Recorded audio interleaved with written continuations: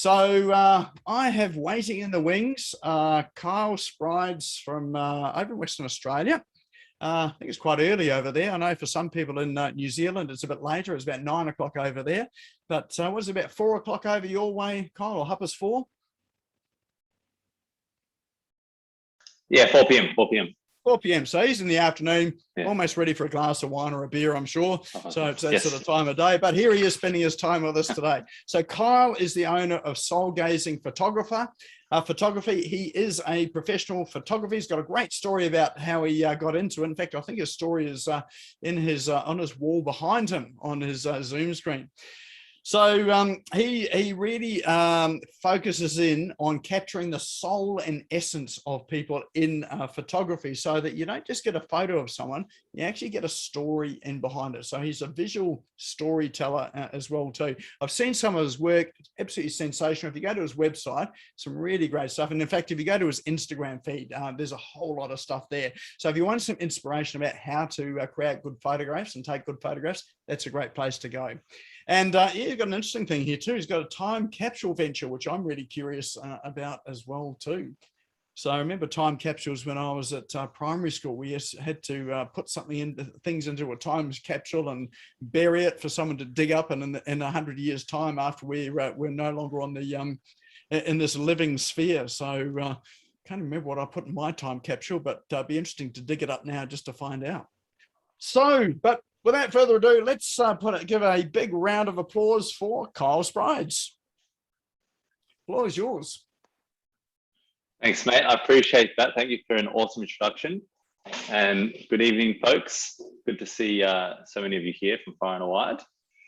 Yes, so my story in photography started in school, actually. And I think for a lot of people, we kind of get we get that first experience of something at school. It's kind of like that taster. We might not enjoy school, or we might just barely put up with school, but oftentimes we look back at our lives and we go, oh, actually I got into this from my first little taster of it at school. So we had art class, and I wanted to pick something pretty easy, and I looked around. I went, okay, I can't really paint, can't really draw, I don't know how good my sculpting skills are. Even though I'm Greek, I don't think I'm quite the sculptor. So I went, all right, let me take some photos. And luckily enough, I had my beautiful grandparents, which they're the people in the image behind me, and they're the people who raised me. They got me a little camera. They believed in me, and I went on about my day, and I went and took some photographs. And that was the sort of start to my sort of photography career. And it started off very much like a self-expression. So, trying to work out like what photography meant to me, what I liked, what I enjoyed. And then eventually, years later, I had I had people believe in me and say, why don't you do this as a career? And I just laughed. I thought, what do you mean photography as a career? That's not real. And I think being indoctrinated and being very critical and kind of having my own thoughts of, oh, this is a real job, that's not a real job, I kind of hesitated to jump in. But luckily enough, I had people in my corner to even make me aware that my uncle was a photographer back in, and I was in Ireland at the time, and people that were telling me, I said, your uncle back in Australia, he's a professional photographer. So went home, had a chat to him, went and did the course that he suggested, and then that's how I kind of went into the professional realm of photography. So I am professionally trained, and that course was one of the top courses in Australia.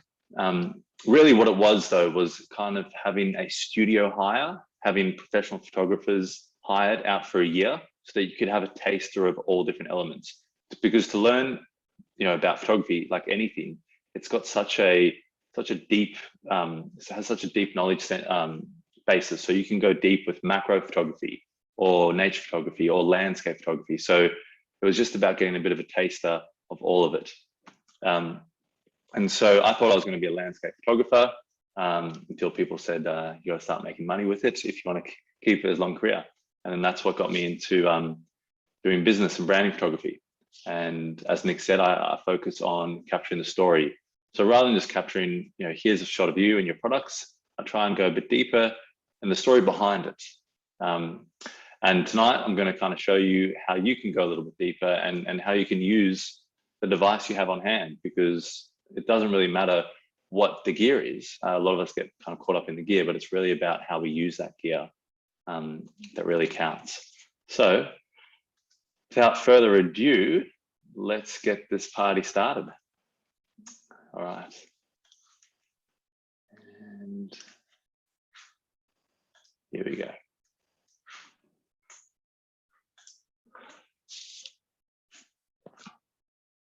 So we are loading. So this presentation follows a course that I've created, and the course came about as a lot of, obviously through 2020, I wasn't able to service a lot of clients every single week, and a lot of clients were wanting to take photographs of their products and photographs at home, and so I found a digital online way to kind of help them out with tips, with ways that they can set up their products, ways that they can bring natural lighting in. So that's the basis of this course and this presentation. So let me not be computer illiterate. Oh no. Give me a second here, Nick.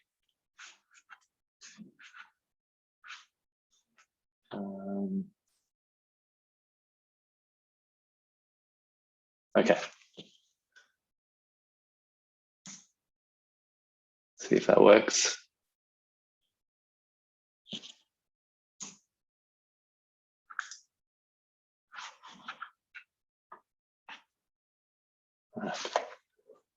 Okay, so when would you not use your phone for photography? And I think this is a good question to kind of start off with. When would you not be using it?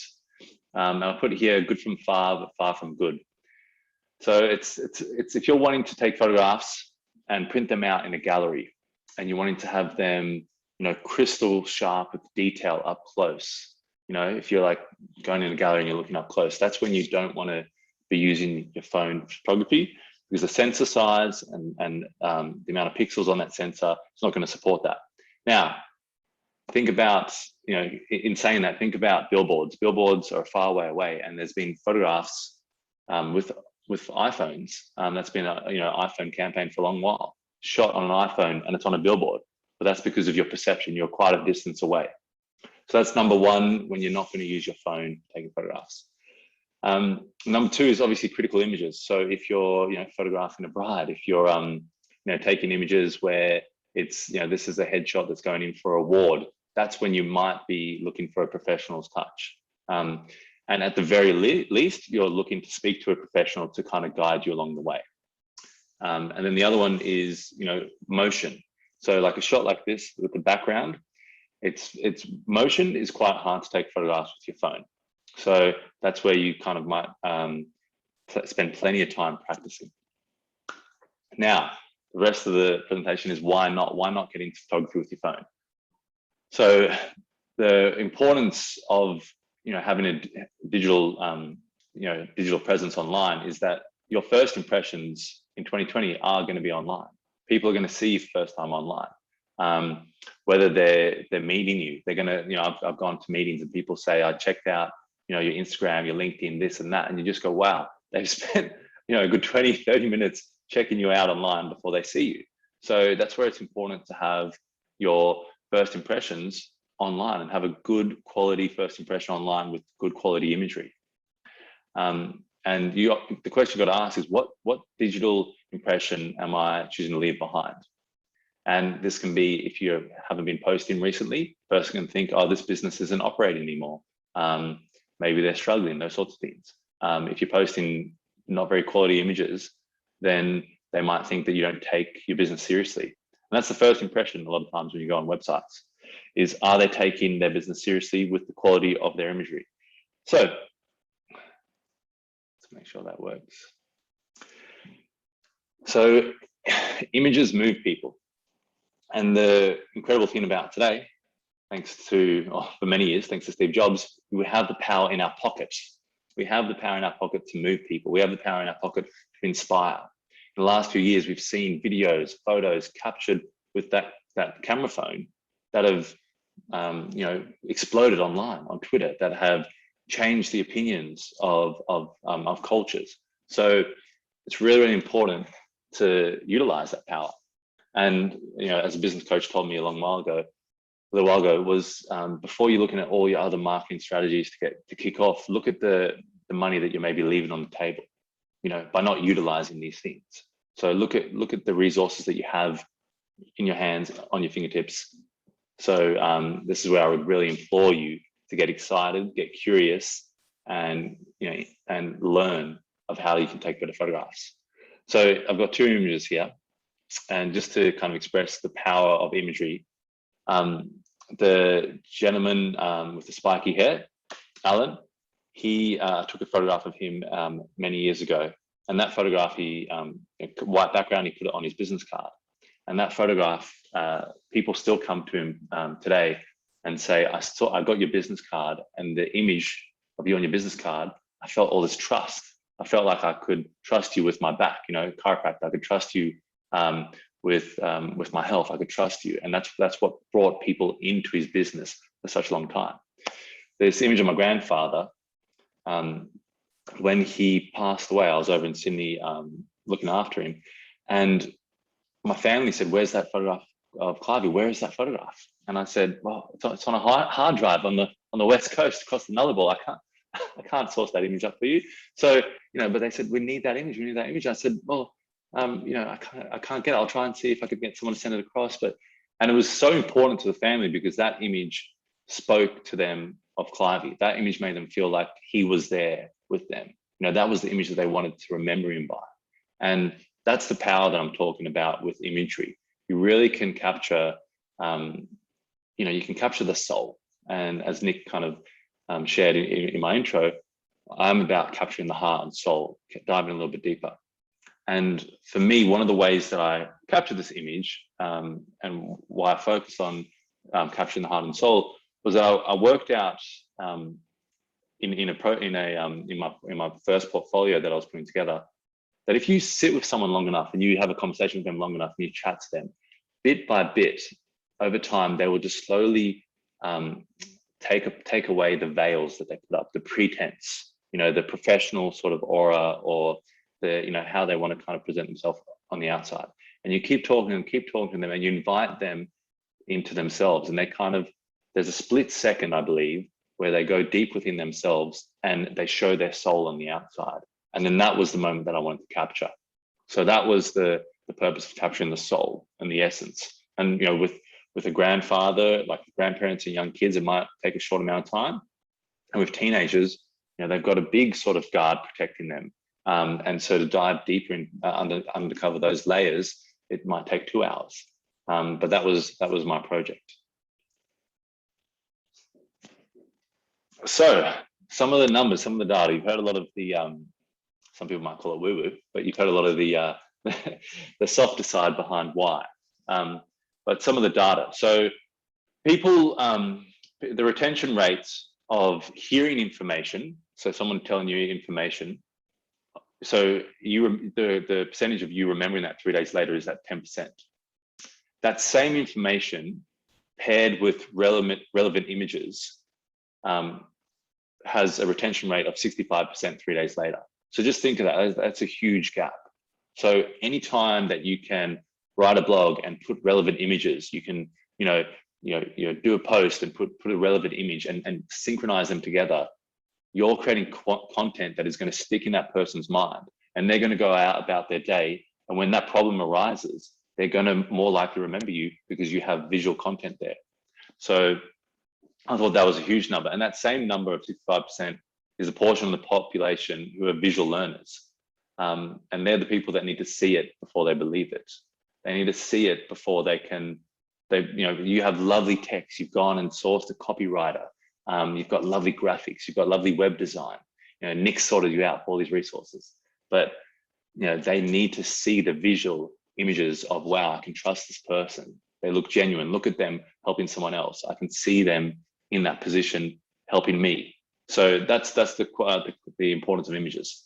Images rank as the most critical content type ahead of text and video, which is a stat that I found quite interesting. And this one is huge. Articles with relevant images get 94% more views on average compared to articles without images. So I hope that sinks in next time you're thinking of doing a blog or some reach out. So all the chatter, how do you actually create quality imagery? Lucky you, photography is much like anything. There is a 3-step formula. Step number 1, we learn. Step number 2, we practice. And step number 3, we implement. So we're going to learn 3 key elements to give you confidence with your camera phone. And that's what I want at the end of the day, for you to walk away from this presentation, actually have confidence to go out there and start practicing. Because really nothing like the hours you put into taking images will teach you how to be better and will actually get you better results. So it's really one of those things where you have to really train the muscle and put in a lot of time. So we're going to learn 3 key elements to give you confidence, which is hold it like a pro, so you can drop it like it's hot. The principles of a great photograph, and move to the moment. So turn on your content capturing data. So be able to be present, aware, and punch it when you've got that moment to capture. All right. So this is, let me just move this out of the way. I don't know if that's in the way. So to avoid blurry images and poorly framed shots, as Nik was saying, where you've got, heads chopped off, you've got, and I've seen wedding albums with people's heads chopped off and feet chopped off and all the like. So to avoid, terrible framing and blurry images, it really comes down to your position and your posture. So, you might just think of it, I'm taking a photo like that, and lots of people taking photographs like selfies like that. There's actually a lot more. It's about bringing it back to the core. So step 1 is to bring your elbows into your body to have a strong supported frame. So you can see 2 images here down the bottom. One is, and night shots are particularly difficult. So if you want to take shots of the sunset, if you have your camera phone out and away from your body, you're more likely to cause shake when you press the button, and you're going to get blurry images. So that's where you want to bring your elbows to your hips, elbows to your ribs. You want to bring your frame into your body, and you want to be able to hold the camera and press the button, and you're trying to not cause too much shake in the phone, because a phone is not like a camera. A camera has a bit more heaviness to it. So when you press the button, the spring of the shutter, it's not going to cause too much shake. But a phone, it's quite a flimsy a bit of gear when you compare the two. So we've got our elbows into our body, we've got that center of gravity, that core, we're utilizing that, and then it's how we hold it. So if you're going portrait mode, you have your right hand, if you're right-handed, or if you're left-handed, it's your left hand. So you have that holding the camera, and where your pinky is, where the bottom of your palm is, that's where the bottom of the phone should be. And then you have your other hand underneath it. So you can see in this image here, we're supporting it. It's kind of like we're cupping it. We're cupping the phone. And then you use your left thumb to press the shutter button. So that left thumb is going to press the shutter button so that we can take the photograph without pushing the, sorry, one second, without moving the camera too hard. So there we go. And the other frame, if you're going landscape, over here, you're holding the phone again like that, and you've got your pinky. So your pinky comes out. And let me get my phone actually to show you. So you have your hand like that, okay, and then your pinky comes out, and the pinky goes underneath the phone. So it goes underneath the phone. So that's kind of like acting like a tripod. So that pinky is holding it, and you've got your hand, and again, it's like cupping the phone. Then you bring your left hand, you're going with your dominant hand, your right hand. So if you're right-handed, you're holding the phone in your right hand. If you're left-handed, you hold it in your left hand. Then you bring the hand underneath, right, to support your palm. So you bring your hand underneath. It's not touching the phone, it's touching the right hand, and it's supporting the palm. And then again, you're going to use your thumb to press the shutter button. So you can see in this bottom image here. And the reason you're holding like that and using your thumb is that instead of holding the phone up and clicking at it, you're pretty much attacking the shutter button with your index finger, you're not going to cause a lot of shake by actually cupping the phone and touching the shutter button very gently. You're just moving your thumb very gently to touch the shutter button. And that's definitely going to show up when you're taking, like I said, night images, sunset images, sunrise images. And that's the best technique for getting steady shots, avoiding blurry shots, and framing images up nicely. Now, obviously, you're not going to be able to do this in every circumstance. If something's rushing by, you're trying to get an eagle swooping past you, you're not going to be able to use this sort of setup. But this is the ideal way to prepare yourself for an image. So has everyone had a practice how to go with that with their phone? Yep. Thumbs up if we're happy to move on. Beauty. Cool. All right. So the next thing we're going to focus on is photography principles. Now, there's going to be 3 photography principles that we're going to focus on. One second. I'm not getting this. There we go. Okay. So, composition and rule of thirds.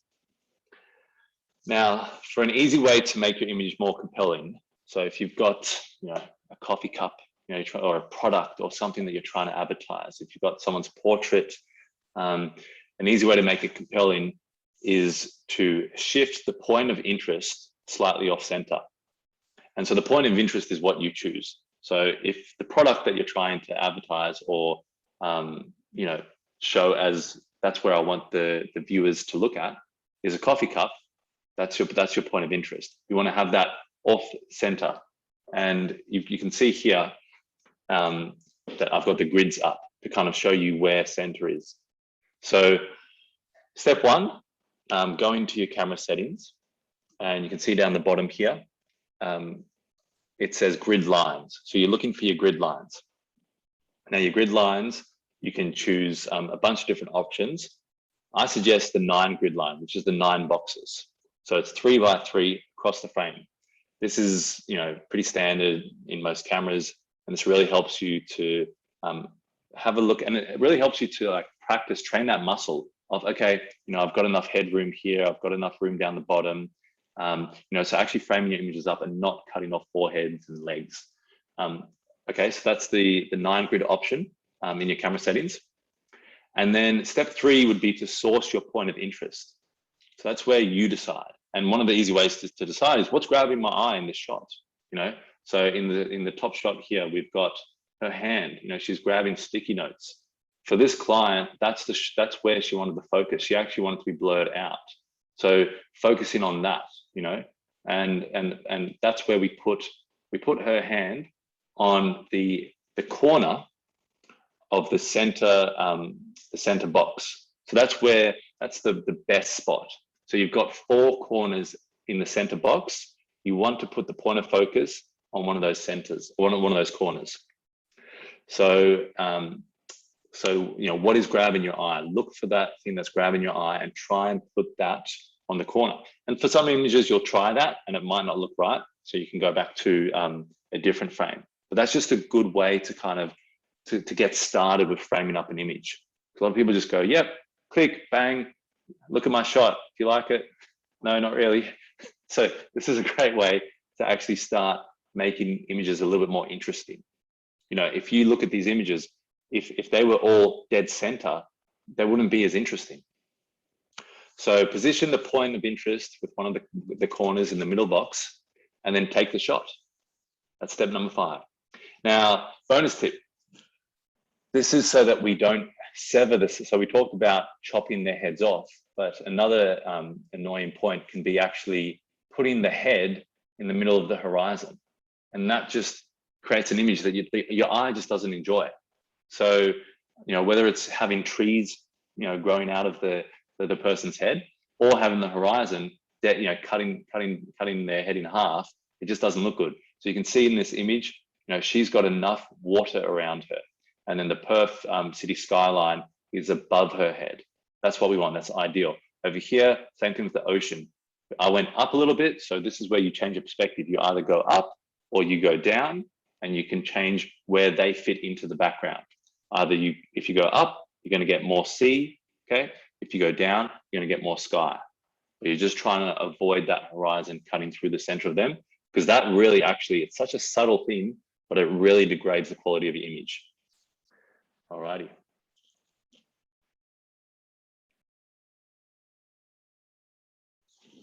All right, so photography principle number 2, leading lines.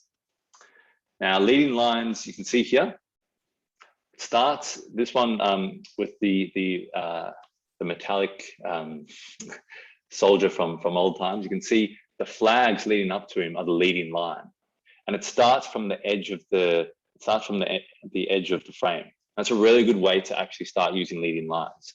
Is you're cutting something off with the edge of the frame, so that naturally causes some sort of interest. And our eye either goes straight to the soldier, or it goes straight down the bottom to where the flags are. And for me, it goes straight down to the bottom to the flags, and then it leads up to the soldier. Okay, and then obviously got the flags on the other side that also lead up to the soldier. So you can see if you just came back and took a photo of the soldier and the flags were somewhere in the bottom of the corner of the frame, and they weren't really cut off, it wouldn't create that same sort of interest. Because we've cut that off there, we've got that interest, and you're using the elements in your composition to actually take your viewer on a journey. And that's where it gets exciting. You're directing, it's kind of like, a website. You're directing the viewer of where you want them to go, where you want them to click next. With this, you're directing them where you want them to look, telling them, hey, look over here, follow the flags up to the top. Here again, the image down the bottom, you've got these cracks, okay? These cracks in the glass, all right? That's actually the favelas in Rio de Janeiro, so that's Brazil. So sneaky image of the guard taking us down the little tram, and just the scratches and the marks in the glass kind of lead you to his expression on his face. And it's very subtle. And then over here with the containers as well, same sort of thing. Let me move this, okay? And generally, now this one, it doesn't have a point of focus. So you've got you're being led around the frame, right? But it's not too bad, because you're kind of focusing on the frame, and you can see there's depth, there's contrast. But generally, what you want to do with leading lines is you want to lead them to a point of focus. So again, you know how we said with the rule of thirds, put that point of focus on one of the corners. Leading lines, have the leading lines lead to the point of focus. So whatever you're trying to advertise, okay? So some homework for this principle is to study artworks, because they very seldom ignore this rule. Artworks really utilize leading lines, whether it's a valley, whether it's skyline, whether it's a couple of birds leading to a shrine, whatever it is, they really use leading lines well. All right. How am I going for time, Nick? Okay, cool. All right. Here we go. Keeping it exciting with the slides. So, mate, you're about halfway there, so you're good. Plenty of time. Cool. Easy, beauty. How are we going so far? We feeling the energy? Woo! Okay. All right, all good. Just wanted to check in. Now this is the final principle. So looking here, this is a important little graphic. You've got to have these 3 elements on point if you want to create photographic perfection. And many photographers will tell you this. They've got a portfolio that extends. They've got hard drives full of photographs. But there's only a handful of images that are really those images that grab people's attention. And it's really great with photography, because it is such a visual medium where you can actually have people pointing you to which the greatest photographs are. Now, people have different opinions. They'll say, I prefer that one than this one. But most of the time, if you keep getting the similar comments, people telling you why that image is so powerful to them, or what they get out of that image, and different people will get different things out of the same exact image. That's steering you to an image where you've got that photographic perfection. So photographic perfection is the trio of composition, subject, and lighting. So the right composition, whether we're using leading lines, whether we're using those rule of thirds, right? Subject. So that's the main point of the photograph, where it's the person, whether it's the animal, whether it's the mountain range, whatever the subject, the point of focus, remember? And then lighting. Now lighting we didn't touch on as much, but lighting is definitely one of those next level, the next steps of really taking brilliant photography. And a lot of times you hear good lighting or bad lighting, or I need to go by the window and get some nice lighting. Now that helps you, but there's ways that you can use lighting to actually make someone look 20 years younger and 20 kilos lighter, like with contouring. And there's also ways you can use lighting to tell a story in an image. You can see this image on the right, shot very dark. If that image was shot very light, you might think things like happy, airy, energetic. It's shot very dark here, and it's a very little bit of light touching her left eye.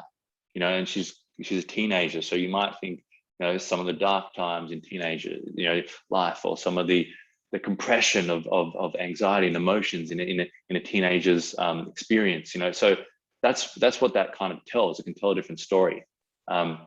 With this shot here, we're using the flash shot behind the leaves. So there's another pair of leaves. So you can see it's behind his head, but there's another set of like tree and leaves that we've put in front, and then we've put the flash behind. And then the flash behind creates this pattern on his face. And it kind of creates like a jungle, wild sort of vibe, So the way that you use lighting can really affect the way that the image is perceived, and it affects the story that you're telling. So the composition, the subject, and the lighting, if you get everything nailed, and it's not, photography is not a rule of, okay, I need to have this type of composition, this type of subject, and this type of lighting. No, that's the creative freedom. That's up to you to choose. But if you've got really quality composition, amazing lighting that helps to tell the story or helps to bring out the story, and the subject is on point, or it's an amazing subject, or it's the right subject, then you can create photographic perfection. All right, so that is the point of that. Now, in order to get present, because to create that photographic perfection, we need to be present in the moment. Now, this is where it goes a little bit beyond all the technical stuff. There's a few things that I use sometimes when I'm taking photographs. One of them is breathing technique. I'm sure we've all been exposed to some sort of breathing technique. Quite simply, I'll breathe in for 7 seconds. I'll hold it for 8 seconds, and then I'll breathe out for 9 seconds. And I'll do that a few times. And what that does is it just gets me present in the moment. We're so busy, we've got so many distractions, we've got so many things that we're doing in our day. But if we're wanting to take some nice shots, that breathing technique can get us present, okay? And what that does is it actually raises our awareness in the moment. Another thing is a locational. Now, I don't know who came up with this originally, but a locational basically is taken in your environment. So if you're in the street, if you're in a cafe, so if you're in a cafe taking photographs of a coffee, maybe you've got your book, you just published your book and you wanted to take it in a cafe environment, and you're not sure where to set it up, right? And you're about to go on a photographic excursion. You're about to go on a photographic journey, okay? Before you go, you can do a locational, which basically all it is paying attention to the elements around you. So how a locational works is you go, look at that coffee cup. Okay, so your eyes look at the coffee cup. In your mind, you're saying, look at that coffee cup. You say, okay. Then you move on to the next thing. Look at the register. Okay. Look at the plate. Okay. Look at the glass. Okay. And you go through this. I do about 20 to 25 elements, and it raises your awareness again. It allows you to become more aware of your environment, because you think about it, you're going on going around in your day and you're taking in so many visual images, right? So much information your brain is taking. And your brain's not taking all of that and putting it in its database and saying, we're just going to keep that. It's scouring through. It's going, I don't need that. I don't need that. I don't need that. It's the same reason when you buy a red car and you see red car everywhere, because your brain has importance to that red car you bought, right? And so the way that your brain's filtering through things. So if you want to get the best images in the moment, right, before you shoot, I suggest doing a breathing technique and a locational. Now, the third thing that's really important, and this is a concept that took me quite a while to learn, which is funny, but is to see and not look. So look is what the locational was, right? The locational was look at that, look at that, look at that, look at that. But when you're going to take the photographs in the end, you want to see. So what is that? That's receiving information. You know, you're not hunting, you're not reading a book and hunting for quotes and lines and things that will change your life.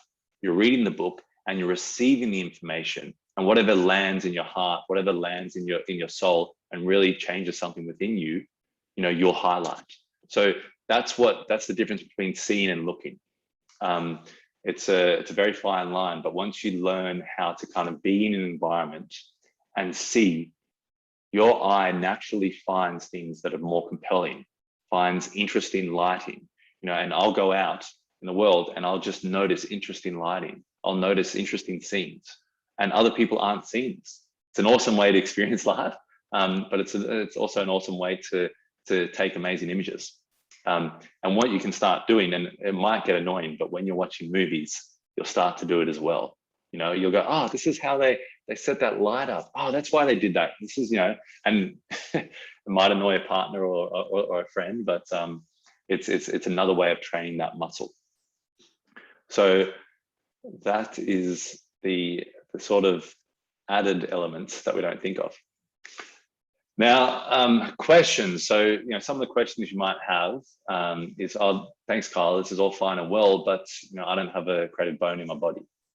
Well, that's where I say you're in luck, because creativity is a muscle that can be trained. It can be trained by watching the world around you, by learning from the greats and implementing it. And it's just that cycle of learn, practice, teach, you know, which is learn, practice, implement. So it's that cycle repeated again and again, which will just naturally develop the creativity muscle. You know, and the question you might have is, where can I learn more? So I've got a YouTube channel where I bring out some videos that kind of teach you a little bit more about photography. And then there are many other great YouTube channels out online. To be honest with you, to be brutally honest, the course that I did taught me a lot, but like I said, it gave me a taster of all these different elements in photography. And YouTube, more importantly, the people who posted YouTube and spent the time to teach, those people were the people that really taught me a lot of photography. And I spent hours and hours and hours learning. But I would always learn, and then I would go out into the field and I would practice. So that's the important element. You don't want to be, I heard a term the other day, I think it was a zombie entrepreneur, someone who learns, you know, reads all the books, learns all the information, but never takes action. So make sure you're taking action. And I also give free resources in our weekly blog. So I feel like you should really give as much as you can, give as much value as you can. And there's always some resources and action steps in those blogs. And how often should I post? Now, look, I'm sure Nik Cree will have a perspective on this. Everyone will have a perspective on this. I look at it for myself as I'm trying to post as often as possible, because at the end of the day, I'm trying to get data at the moment. I'm trying to get stats, trying to work out when people like to receive my information, when the little audience that I have gathered over the years enjoys to come onto Instagram and go through the stream, go through the content, you know? So I would say early on, post as much as you can, as often as you can, just to get into the routine of posting, but also so that you can learn from people. Hey, I like this image. I preferred when you shot this. I preferred when you took a photograph of your cafe like this, you know? And a lot of times I will tell you a social media secret, although it's probably not a secret. For some reason, people love to see you. They love to see the person behind the brand. You know, that you can, I'll take the most amazing shots of, that I think is beautiful, and I'll post up. And then someone will take a photograph of me. I'm bending over, getting some gear together. Who knows, maybe my crack's showing, not the most flashy photograph taken.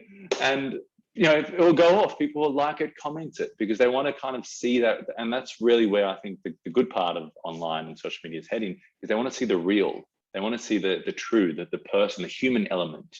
Got all these digital things that separate us from the human touch, but they want a bit of human touch in your content. So if you can start with maybe 3 to 5 times a week, that's a good place to start.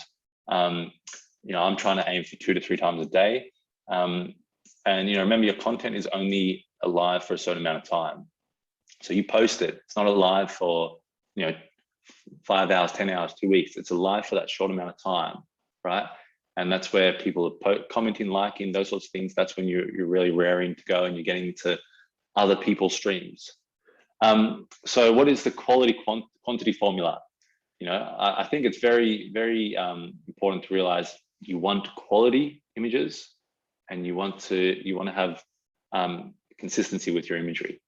So as Nik mentioned early on as well, that scroll stopping content, thinking about that scroll stopping content, you're wanting to think about compelling images that you're creating, okay? But before you have that catalog of compelling images, you want to get consistent, because you're trying to create awareness. You're trying to get people to know you exist, know that your business is running, know that you're active, know that you're out there doing something. That's when they get intrigued and they go, oh, I want to follow this person's journey. I want to see what happens. I've seen, volume 1, volume 2 of their story. I wonder what happens in volume 3, So I've seen them writing. I've seen them preparing to write. When is the book going to be published? I'm a fan now. I'm following. And the final question, what if my phone is not the latest model? And I worked in a camera store for many years, and it's incredible. The people that are the most spec savvy, the most, they know nearly as much as you, sometimes more than you. They ended up being the people that shot the least. They were the people that photographed the least. And I think it's really important to realize it's your skill that creates the quality, not necessarily your gear.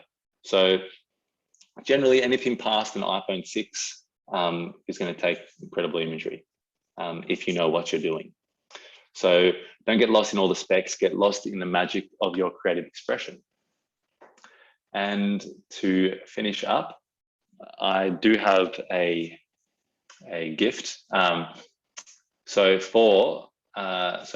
today I've got $99 off the course, and the course goes a lot deeper into this. I bring other professionals on, and I actually go out in the field and do shoots so that you can really step by step go, okay, this is what he did in this situation. That's what he did in that situation. So for everyone, I've got $99 off for today. And also I'm prepared to give away, is that okay, Nik? Give away a free, yep. Absolutely. Give away, yeah. Give away to one lucky winner, a free course for the first person. I'm wondering how I should do this. Well, maybe we have got a way of doing it here. So okay, you tell me. We've got a spinning wheel here. So if you tell us what it is, then we can spin the wheel. But before we do that, anybody got any questions? Yes. So I've found this incredibly fascinating. It's got me. I'm just disappointed that my iPhone is sitting on a stand here, that I can't use it, so it's videoing at the moment. But some incredibly helpful tips there. Anyone got any questions there about their photography or anything for Kyle? I have a question. Yes. Yeah. When you're doing some video photography, like I go into the river every morning and take video scenes of the birds flying and the pelicans, and what's the best tip when you're trying to do like short videos of the birds? And so video, you think about the person's attention. Professionally, I'm shooting videos that are 10 seconds to 30 seconds, so not these 2-minute to 5-minute videos. So ideally, if you can, there are such things as video apps where you can edit videos on your phone, and that's where you can actually get a shot of maybe like a panning shot of the lake, right? And then you can get a wide shot of the birds on the trees. Then you get up close, and then that action shot of the trees flying. So then you've got a couple scenes, because that's fair. That's a lot more interesting than, you know, you kind of running up and taking a shot in one long shot. You've got 2 or 3 scenes. Okay. Yep. Thanks. No problems. And I'd also look for a stabilizer, because people don't enjoy shaky shots. So if you can get like something, you know, like how we showed you that hand holding like formula, you can use that, bring your elbows in, move pretty smooth. That's where it actually creates a little bit more interest. Shaky, poor audio is the #1 thing why people switch off videos.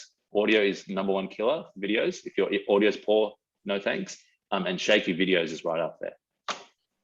Thank you. Awesome. Any other questions, feedback, comments?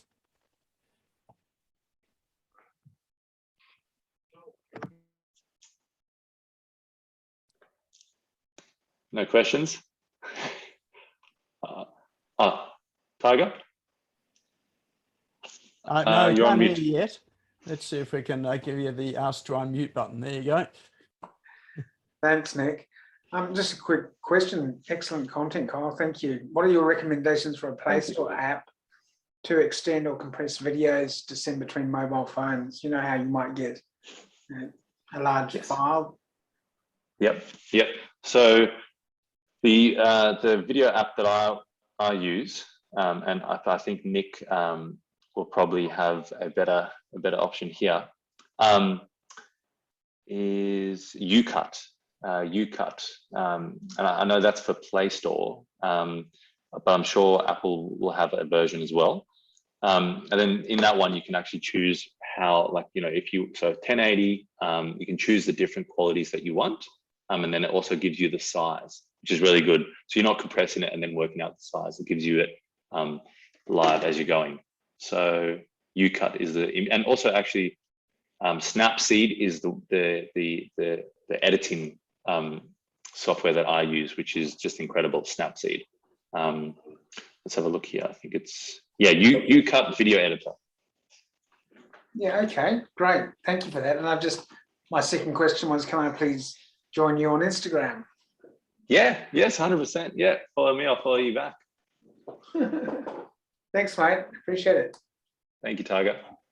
All right, I've just dropped that link to UCut into chat, so you've got that there. Thank you. And I'm just looking for one for the Mac store as well too. So, but I'm sure if you actually search in the Mac store, you will find sort of a heap of tools. So there you go. I can't vouch for this one, but this is one that I found. So I've just dropped that into chat for you as well. Thank you, Nick. But a lot of my editing I will do on my computer. I just find the phone screen a little bit small, but I do know people who edit their photos and their videos on the phone, and they've just got fast thumbs. Plenty of video games, maybe. I think that's probably what it is. Oh, that's one question too. Is what about little lenses and things like that for your phone? Oh, yes. Do you recommend anything there? Yes, I do. I've actually got it in the back. Yeah, so you can even get it from Typo. So there's actually like little lenses that you can get it online. The one that I probably suggest is you can get a wide one, which allows you to actually get a lot more in frame. So you can get like it kind of gives you like a fisheye look. So if you're doing some interesting videos, you can get that one. And then the macro one is really cool. But with the macro one, what you have to realize is it goes to manual focus, because you're basically putting the lens over the electronics. So for you to take a photo that's in focus, you have to move in and out to find out where that sharp focus is. But that gets really interesting, especially if you enjoy shooting flowers and different sort of things. That's probably what I should be using if I'm taking photos of those insects, those interesting insects in my garden that just end up blurry, or I've got to sort of stand right back and then sort of crop it and cut it. Yes. Yeah. Yep, definitely. And the way that works, you have the phone, the thing, and it's usually like magnetic, so it basically sticks on. So be careful if you're out in the field and you knock it, because you can lose your lens there. but they're pretty cheap. You've got quite a few different options. You've got ones that are really big, that are, you know, a couple $100, and you got like small ones that are about $50. So yeah. Nik, I was just wanting to know about green screens. Is Green there any- screens. Green, Yes. yes. Yeah. Is What are there you any wanting to capture? special type you should get, or? Yeah, so I mean, the base premise of a green screen is that if you've got, you know, so if you've got a white background, the subject or what you're shooting is going to have white on it. If you've got a black background, there's going to be black hair that's going to get lost. So the reason the color green is chosen is because most humans don't have a lot of green to them. So generally, like there is a certain, you know, hue of green that's used, but if you're just wanting to have something, you know, like a background put over the top, like kind of like a mid green is fine for that. But you can get them online. You can get a green screen, you know, like background cloth. You can get all that sort of stuff online pretty cheap. Use just a normal cloth as a background. Well, yeah. So what are you trying to do, Anne? Oh, it's a video, and Yeah. beside the video, I have got some products going through. as I Okay. speak. So if you're, and are you wanting to put so the reason for using a green screen is usually you want to overlay like a background, like put a different background. Like, so I've got a virtual background behind me now. So that's usually why you have a green screen. So, you know, like you think of Hollywood, they're not really, you know, jumping between moons, but they've got a green screen behind and they put those graphics in the background. If you're wanting to overlay products, you can have a white background, you know. Well, I've got one, and the guy said I had to get a green one. Okay. I've done a white one. Yeah. And PowerPoint is the Yes. products. Yeah. So what's the color of the products? Oh, well, they've got no background. They're just all different browns, pinks, Okay. whatever. Yeah. Yeah. I mean, you can try a green screen. So you can have a go. You can buy it online, and you can definitely use it. Or you can get different colors. It just depends what you just got to think about. What color is the product, and you want to get a color that's the most amount of different color. That you want to get a variation between the color of the product. Well, maybe and the that's why background. you wanted a green. Yeah. Yeah, I'd say so. Products, is it? Yes, I'd say so. Because if you don't have a green product, then the green screen works perfectly. Okay. Sure, I haven't got green. Okay. Actually, I think the screens that I bought a whole pack of screens. One's green, blue, red, white, and black for all sorts of instances. Unfortunately, none of them work when I wear a shirt like this because I've got every colour in the shirt. So I always find that there are holes in me when I take photos or videos of myself. So. Next, you have to get a Galaxy screen, mate. I think so, yeah. Excellent. All right. Well, I think that's it. So unless anyone's got any last questions, we're going to, we'll go to the draw there. All right. What else have we got there? Oh, sorry. One last question, if I may. Yeah, go ahead, Yeah. Tiger. Are some of is your work purchasable? Can we buy it? Can we commission you to do photographs specific to our industry? Yes, definitely. Yeah. So I've got prints that are available, but pretty much any image. So if you see an image on the Instagram and you go, that's the one that I want, all of them have been shot high resolution cameras, so they can be printed out. So yeah, you can customize, and if you want me to take any shots of anything, let me know. I've got shots that I've had to take for Sydney because Sydney's been in lockdown. And they've asked me to take shots of street scenes in Perth and kind of make it look like Sydney. So yeah, reach out. Because I just feel you understand the essence of what photography is. It is to capture emotion and the human, interest. So Oh, awesome. Thanks, mate. I'm glad. Stuff. Sounds like it's worth a trip Thank you. over to Western Australia to go and visit to get some photographs done. When and if we can travel. Yes, yes. There's a tunnel you can come through. No, Yeah. I shouldn't tell you that. I can probably take the boats around the bottom of Australia and back around the other side. Yeah, yeah, exactly. That's about it. Thanks very Excellent. much, mate. Good on you. I've just dropped Kyle's website into chat there, so you can visit that. And I think you've got your Instagram link on your website too, haven't you? Yep. Yes. Yeah. Yeah. It's So all you there. can find everything there.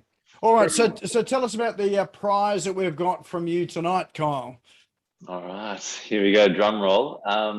So the prize is a free course. So free entry to the course. So one times free entry to the course. And to get this prize, you have to. It's the first person. Does that work, Nick? No, we've got. Oh no, we can do it this way. Why don't we do it this way? So do it your way. Yep. Okay. Because this will be different. Yes. All right. Spanner in the works. So it's the first person to name the 3 points of photographic perfection. So the 3 elements in photographic perfection. Does that work, Nick? Yeah, that works. I'm thinking now. Oh yeah. I'm stalling you. So you can use the chat.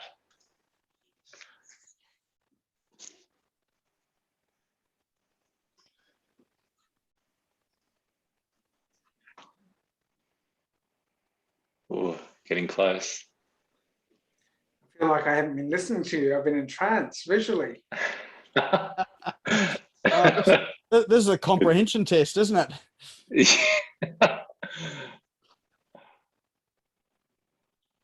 If no one gets it, then we've got another way to draw it as well too. But I like this. They are the subject, the composition, and lighting. Whoa, Hi. Yes. Subject, 1. composition, lighting. that was it. Yep. That's Awesome. it. Tiger, you are the winner. Awesome. Excellent. How did Well you done. remember that? Well, I just thought what I'd really care to do myself. You'd always look at the subject, you think about the lighting, and you think about how you compose it. So There you go. Yep. Excellent. Awesome. Awesome. Well, congratulations. So that is all yours. So wonderful. maybe if you just drop your contact details through to Kyle in a Yep. private chat in the chat box there, or if not, well, we can certainly share, introduce you and share your details to each other as well too. All right. Yep, Well, I'll that get was set an incredibly awesome evening. That photography stuff is just so fascinating. I Nick, love it. Nick, sorry, mate. One quick. I think Olwen's got a question. Oh, Aldrin. Yes, thank you. Hello, hello. Yeah, I do Hello, have a everyone. question.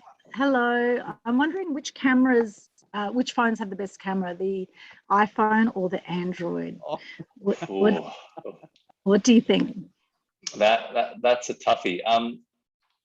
So I've shot on both, and I think if you don't understand photography, probably go with the iPhone because it really does assist you. It really their design, their simplicity is amazing. With the Android, you've actually got a lot of manual options that are quite easy. I know the latest iPhones have worked that out, but for a while the Androids have had manual options where you can actually change the aperture, change the ISO, change the shutter speed. I find that, I guess from a visual point of view, I find that the colors on the iPhones are nicer and more accurate. And I find the Androids seem to be a lot more vibrant, saturated, and I think have a bit more of a warmer temperature. And you find this in cameras. You'll find that a Canon camera has more of a red hue, a Nikon camera has more of a warm hue. Fuji colors are actually by far the best, and Canon colors are a bit behind. And Sony cameras really struggle with skin tone. They really pink it out. So yeah, hopefully I don't get any hate from any camera companies there. It's like the Ford Holden debate. Well, I've Yes. got a Samsung Note 10, and I must say I love that. Yep. Although, it's interesting, the sort of 3D photos you can get with the iPhones are really Yes. cool. So Yep. I don't think you can do that on Samsung. No. No. But it'll most likely come to it. I mean, that like one of the biggest reasons for getting phones these days is the camera on it. You know, you think for a lot of people, you know, so if you're shooting one of those two, I know Google Pixel actually really has awesome cameras as well. Yeah, so yeah. Yeah, amazing Either what of you the can three. do. I started in the Yes. film days when you had to know how to take photos back then, and now, you know, now it's like Exactly. anyone can be a photographer with the phone. Yep. It's Yep. amazing. Mm. But remember, skill is everything. Yes, Yeah. yes, it does make a difference still, even with the, yeah, for sure. I With have to those- say that if you're looking for a phone that takes awesome night shots, Huawei. A friend of mine had a Huawei phone and it was just incredible. The clarity of lights and things at nighttime on Yeah. just a Huawei phone, just you know, we just couldn't compare to you know, my iPhone.